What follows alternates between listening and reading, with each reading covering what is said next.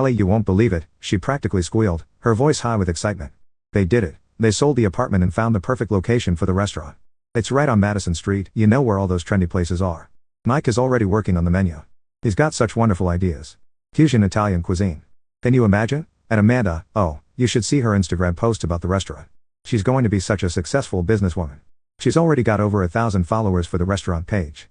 I gripped my phone tighter, feeling my knuckles turn white. Where are they living now?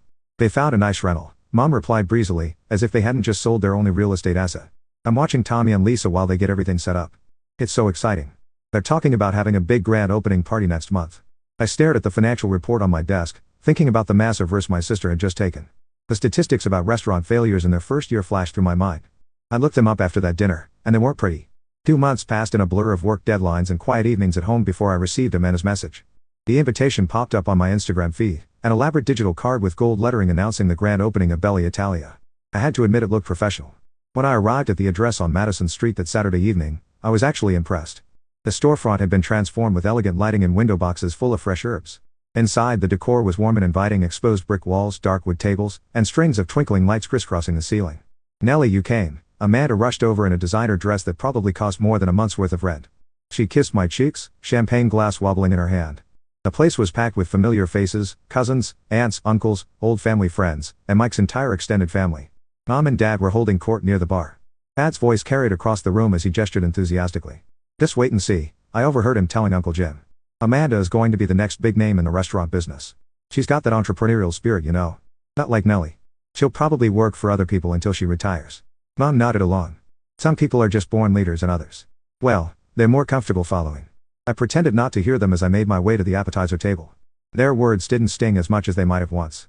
I'd long ago accepted that I'd never be the daughter they bragged about at family gatherings. Congratulations, I told Amanda sincerely, raising my glass. The place looks beautiful. I hope it's a huge success. The next few months fell into a pattern. Every Sunday dinner at our parents' house became a progress report on Bella Italia. Amanda would sweep in, sometimes with the kids and Mike, sometimes just with Tommy and Lisa in tow, and dominate the conversation with tales of her budding restaurant empire. That's our girl, Dad would beam. Always knew she had it in her to be a successful entrepreneur. It's in her blood. Mom would inevitably chime in with, not everyone has that drive, shooting meaningful glances my way. Amanda would smirk at me across the table, that same superior look she'd had since we were kids, and she'd gotten her way yet again. But one evening when the conversation turned to actual numbers, I couldn't help myself. How's the revenue looking? I asked, keeping my tone casual. Are you hitting your projected targets? Amanda's smile faltered for a split second. Oh, you know how it is with new restaurants, she said, waving her hand dismissively.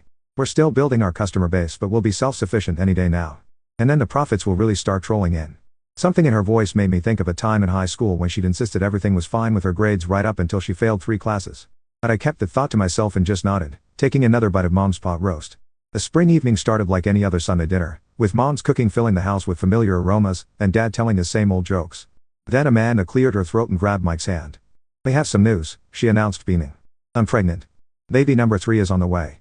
Mom burst into tears of joy. Dad started talking about another grandchild to spoil, and Mike sat there grinning like he just won the lottery. Tommy and Lisa jumped around the table chanting, baby, baby, baby. I sat down my fork, choosing my words carefully. Are you sure this is the best timing with the restaurant still getting established and everything? The room went silent.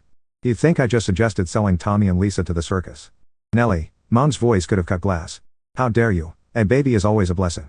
Besides, she added with that particular tone she reserved for discussing my personal life, you'd understand if you had any children of your own or a husband. They're 30 now, you know. Not getting any younger. 8 months later, little Emily joined the family. She was beautiful, with Amanda's blue eyes and Mike's dark hair. But while everyone was cooing over the new addition, I couldn't help but notice the strain showing around my sister's eyes, the way Mike kept checking his phone with an increasingly worried expression. The truth finally came out 3 months after Emily's birth during another family dinner. Amanda looked exhausted, dark circles under her eyes visible despite her makeup, while Mike had traded his usual confident swagger for nervous fidgeting. We're having some challenges at the restaurant, Amanda admitted, pushing her food around her plate. The words seemed to physically pain her. The staff turnover is killing us. They've gone through 6 head chefs because Mike keeps wanting to innovate with the menu. She took a shaky breath. They've had to take out a business loan just to keep things right. The numbers aren't. They're not what we projected. I sat there in silence, remembering all my questions about their business plan from that first dinner, the loan they should have taken instead of selling the apartment, the risks I'd warned them about. But I didn't say any of it. The next 6 months were like watching a slow-motion car crash. Every week brought new problems at Bella Italia. First the lunch crowd dwindled to nothing, then the evening reservations started to dry up. The restaurant's Instagram page, once full of beautifully plated dishes and smiling customers, went quiet. The last post was a sad 2-for-1 Tuesday promotion that got 3 likes. I heard most of it through Mom's daily phone calls to update me on the situation, how they had to let go of half the staff, how they started closing on Mondays to cut costs, how Mike got into a shouting match with their last remaining chef over putting sushi rolls on their Italian menu. They're just having a rough patch, Mom would insist. Every new business goes through this. But it wasn't just a rough patch. By spring, the writing was on the wall in bright neon letters. The restaurant's debts had piled up like autumn leaves, unpaid suppliers, late rent, mounting tax bills. The final blow came when their main investor pulled out, leaving them with no choice but to sell Belia for a fraction of what they'd invested. The sale barely covered their business debts. They still owed the bank nearly $200,000 from the loan they'd taken out. Amanda, Mike and their 3 kids, Tommy now 8, Lisa 5, and little Emily just turning 1, were left with nothing, no home, no income, and a mountain of debt. I almost skipped the next Saturday dinner. Something in Mom's voice when she called to remind me about it set off warning bells. But I went anyway, pulling up to their house just as spring sun was setting. The atmosphere hit me the moment I walked in. Mom and Dad sat ramrod straight in their usual chairs. Amanda and Mike were there too, the kids playing quietly in the corner, unusually subdued for them. Emily was asleep in her carrier, while Tommy and Lisa seemed to sense the tension in the room, focusing intently on their tablets. I hadn't even settled properly into my chair when Dad cleared his throat. "Nellie, we've made a decision." The way he said, "we" made my stomach clench.